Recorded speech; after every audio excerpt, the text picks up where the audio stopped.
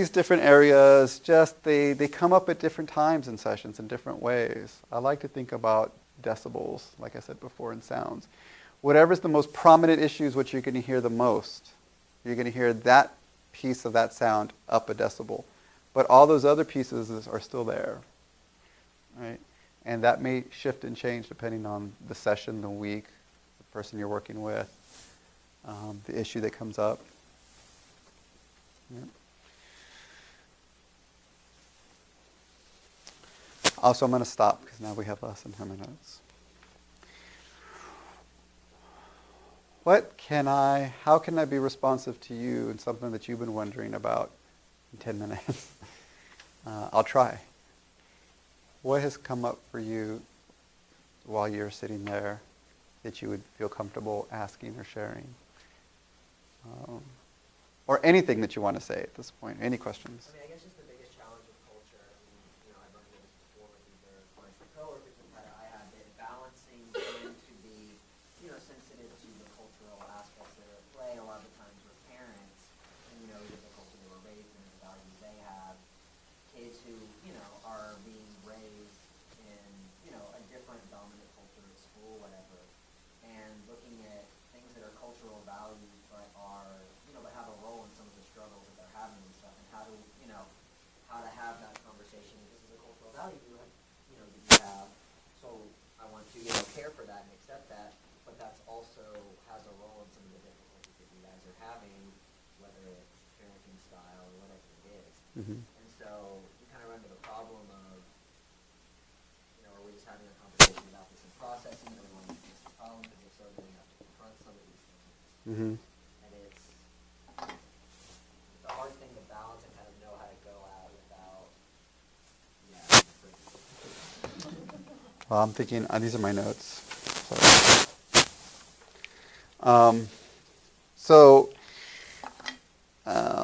Often the parents and the children, but there's a little different way to talk about that, are afraid of something if they're holding on to a behavior that's not helpful or parenting style. I always try to find out, what are they afraid of?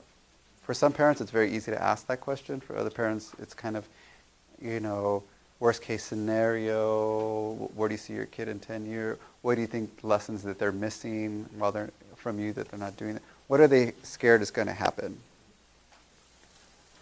And focusing on that fear and where that came from is one thing that's helpful. The other thing is, whatever that parental value is, trying to really see the pieces in raising their kids where it's been helpful, or maybe it's been helpful with another kid, where it's valued, where it's strict, and then talking about the struggles that the child is having. So that if they need to, if you're feeling, or they're feeling even, that there may need to be a shift in some behaviors, that you can always point out to ways in which they're not giving up that value, they're still able to express it and put it on their kids in certain ways. But in this case, again, maybe it's not about telling them to stop it or change it. It may be for the sake of what's happening. Can you get some buy-in to suspend something for a little while to see what happens? And so that they don't feel they having to give up something completely. Where they're still able to hold on to it. But in this case, let's see, in particular, trying to be as specific as possible about certain things that can maybe be suspended or shifted. Or that's just, I could talk to you an hour about that, but or maybe more. That's off the top of my head. I hope that is a piece that helps.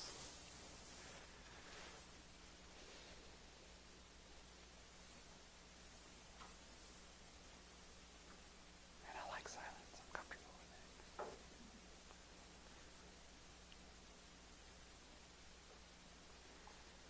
What would be your ideas on approaching, I'm working with actually 3 different families that are kind of going through the same thing, and I've been doing a whole lot of reflecting, but I'm not really sure which way to go with them, because we have a lot of interracial relationships, so, and all 3 of these actually have spouses that are straight out of Mexico, Mm-hmm.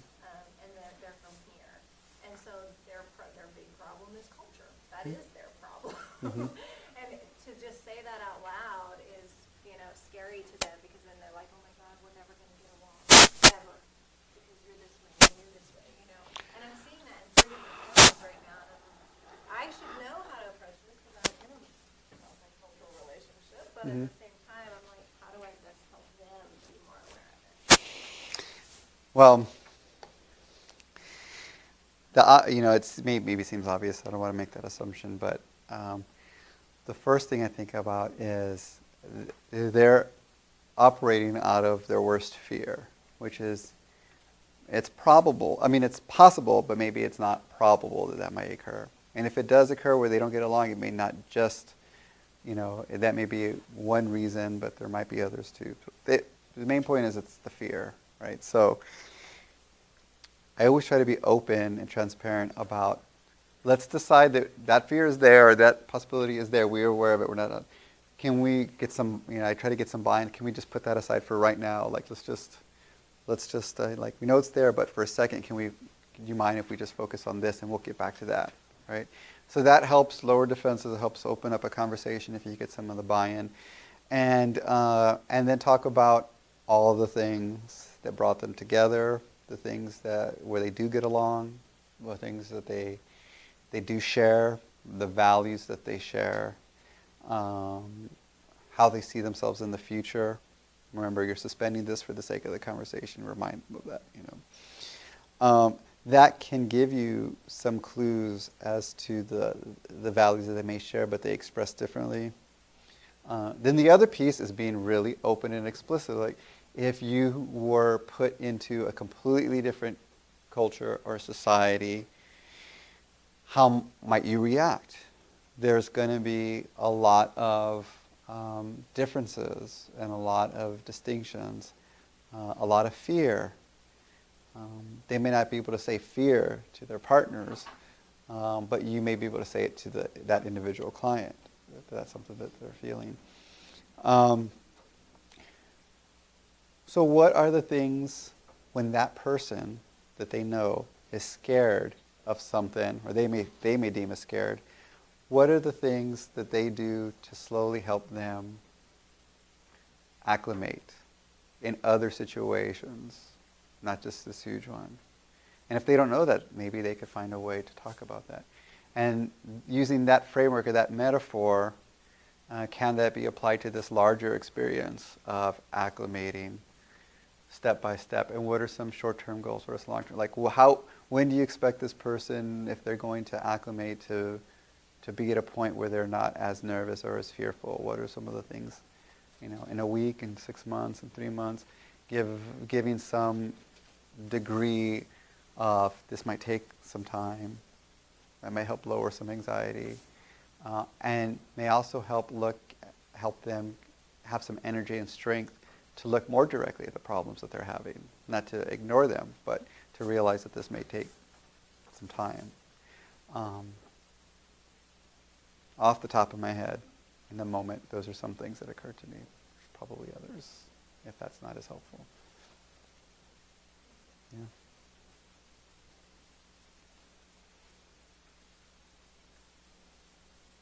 Oh, yes?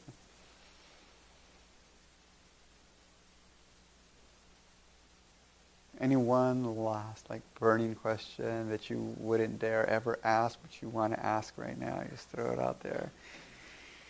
And I promise that I don't know if I can answer it. But I'll try. Yeah. I have a family that I'm working with where there's a mom and a teenage daughter, and mom was really open about one of her difficulties. One of her daughter's past relationships was that the guy was black and the woman was white, and she's like, I know it sounds really racist, but she had some awareness of that, and then she proceeded to kind of tell, her family history and how she had several close relatives that had married black men, and then they were just not being successful, and it caused a lot of division within the family. So she could kind of tie it back to some really personal and painful experiences for her. So I think there's awareness. There's obviously very different values between cultural identities for the daughter and the mother.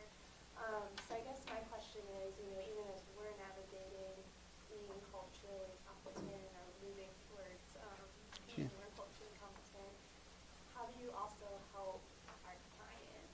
Mhm.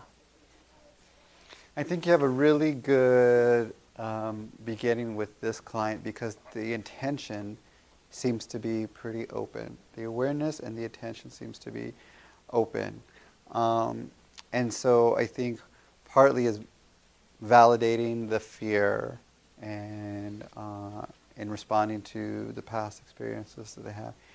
And then talking about the fear she has for her daughter, about having a successful relationship, which is ultimately the foundation for a lot of parents. And there's always, and so what's happened now, a conversation depending on the client, if it were mine, so I don't know, but they have been comfortable with some clients saying, or moving towards saying things like, you have that fear, for some expectation for your child, right?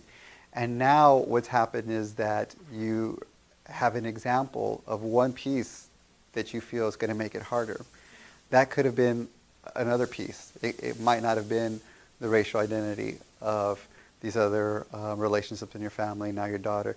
It could have been any piece that had set it off. By chance, it happens to be this piece. How can we learn to look at that as that's what happened? Like this one factor came in and increased your justified fear of wanting your daughter to be happy when it could have been something else. That's where I might start that conversation if they seem open to that. I not look for any resolution in that one conversation. I was really just kind of putting a thought out there. That's what I would. Okay, we're over too, so I think we'll, Jessica? I know that you, just off topic, are an LPCS. Yes. So our agency knows, do you have openings? I do have openings. I do. It goes up and down, but right now, yeah, I'm an LPC supervisor, so yeah, I'm taking interns. Anybody who's looking for that or thinks it might be a match, or other people might be a match as well. Yeah. Also, if you know someone that wants to get their master's in counseling, tell them to talk to me about South University as an alternative. I'm the program director for the Master's in Counseling program here. It's Round Rock. It's right off of 45 and 35. It's a small program. We work in cohorts. It's a quarter program, so you're done in 2.5 years. Anyway, so that's also true. Good? Thank you very much. Thank you.